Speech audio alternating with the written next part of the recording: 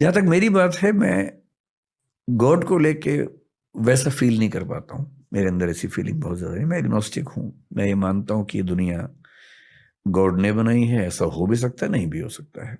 ये भी हो सकता है कि अपने आप बनी हो, एवोल्यूशन के प्रोसेस। मुझे ये ज़रूर लगता है कि ज़्यादा चांसेस हैं कि कोई ना कोई फोर्स है इस सब के पीछे, पर वो फोर्स वैसी एकदम नहीं है जैसा धर्मों के लोग मानते हैं। वैसा होने का स्कोप ही नहीं है, क्योंकि सारे धर्म जब पैदा हुए, जनरली आप देखेंगे 6th सेंचुरी BC में लगभग अधिकांश धर्म पैदा हुए। चाहे हम बुद्धिज्म की बात करें, जैनिज्म है पुराना, लेकिन महावीर उस समय पैदा हुए। कन्फ्यूशनिज्म 6th सेंचुरी BC में हुआ। ताओइज्म उसी समय का चाइना में। क्रिश्चियनिटी लगभग उसके 600 साल बाद हुई। जूडाइज्म थोड़ा सा पहले से है, 6th सेंचुरी BC के आसपास कुछ कुछ दिख रहा है उसमें। Islam as an organize religion काफी देर में हुआ, हालांकि वो मानते हैं कि एडम के समय से उनका धर्म चलता है। धर्मों का विकास, ह्यूमन बीइंग का जो कॉग्निटिव डेवलपमेंट है, जब हम पहली बार सोचने लगे, हम तो मतलब कई अरब साल का प्रोसेस है एवोल्यूशन का। लगभग 1400 करोड़ साल के आसपास का प्रोसेस है, जिसमें पहली बार सोचने वाली स्पीशीज जो बनी हमारी, सोचने का प्रोसेस 70,000 साल पहले शुरू हुआ है। सिर्फ 70,000 साल से हम सोच रहे हैं। उसके पहले सोचने की क्षमता नहीं थी, ब्रेन ऐसा नहीं था। पिछले 2,500 साल से फिलोसफी चल रही है, यानी सोचने के भी शुरुआती 67,500 साल में फिलोसफी नहीं है। जब पेट भरने लगा, नियोलिथिक रिवॉल्यूशन हुआ, खेती होने लगी, सेटलमेंट्स होने लगी, तो कई लोगों को पहली बार भरपूर सोचने का मौका मिला। तब उन्होंने सोचा कि ये सब कैसे बना होगा। इमेजिन किया कि ईश्वर ने बनाया होगा। लंबे समय के बाद इमेजिन किया।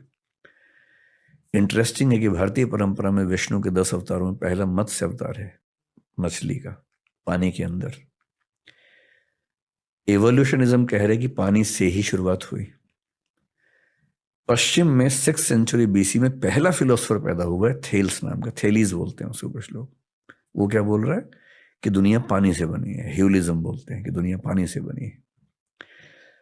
मैं जो कहना चाह रहा हूं कि ये सारी फिलोसफीज बहुत ज्यादा प्रभावित हैं इस संसार के अनुभवों से, जबकि सच ये है कि पूरे यूनिवर्स में, अगर मैं इस पूरी दीवार को यूनिवर्स मान लूं, तो जो हमारा पृथ्वी जो हमारी है ना, वो क्या मैं कहूं, एक मच्छर को भी 100 से डिवाइड कर देंगे उतना हिस्सा बनेगा। 1000 से डिवाइड कर। हाँ, इतनी छोटी पृथ्वी के कुछ हजार साल के अनुभवों से हमने थियरीज बना ली हैं बड़ी बड़ी, कि भगवान, अल्लाह, गॉड। और आप देखेंगे बाइबल में, क्रिश्चियनिटी में ये माना गया कि ईश्वर ने पृथ्वी बनाई, एडम के लिए बनाई। और बाइबल ये मानती है कि पृथ्वी केंद्र में है, सूर्य चक्कर काट रहा है। अब साबित हो गया, कोपरनिकस ने साबित कर दिया कि नहीं, सूर्य केंद्र में है, पृथ्वी चक्कर काट रही है। तो जिन जमीनों पर सारे धर्म खड़े हुए हैं, वो जमीनें बहुत कमजोर हैं, भुरभुरी हैं, क्योंकि वो केवल ह्यूमन बींग्स के एक्सपीरियंस के बेस पे बनाए गए हैं। और इस ब्रह्मांड में हमारी दुनिया मतलब एक मच्छर का भी 100वां हिस्सा, 1000वां हिस्सा है। क्या पता कितनी कितनी गैलेक्सीज में कितनी दुनियाएं चल रही हूं। कुछ हमसे आगे, कुछ हमसे पीछे। कुछ हो सकता है कि अभी वो बंदरों के जमाने में चल रहे हो, कुछ हो सकता है कि हमसे 1000, 2000, 10 लाख साल आगे निकल गए हों। इन दुनियाओं में आपस में इंटरेक्शन भी अब तक नहीं हो रहा। हम उनको एलियन कहते हैं, वो हमको एलियन कहते होंगे। तो अभी तो विज्ञान ने दुनिया का डेसिमल में भी कुछ नहीं समझा है। अभी से हम ये इंटरप्रेट कर दें कि एक भगवान है जिसने ऐसा ऐसा किया, पॉसिबिलिटी है। एग्नोस्टिक होने का मतलब है कि I accept there stands a possibility of God existing.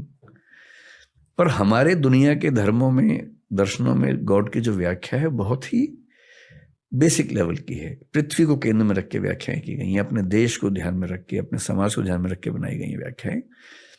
मेरे ख्याल से अल्टीमेट रियलिटी जब भी हमारे सामने आएगी, मतलब हमारी जिंदगी में तो शायद नहीं आएगी, शायद 10-20 हजार साल तक भी ना आए, शायद 1 लाख साल के बाद सामने आए, वो वैसी नहीं होगी जैसी हम सोचते हैं, उससे काफी अलग।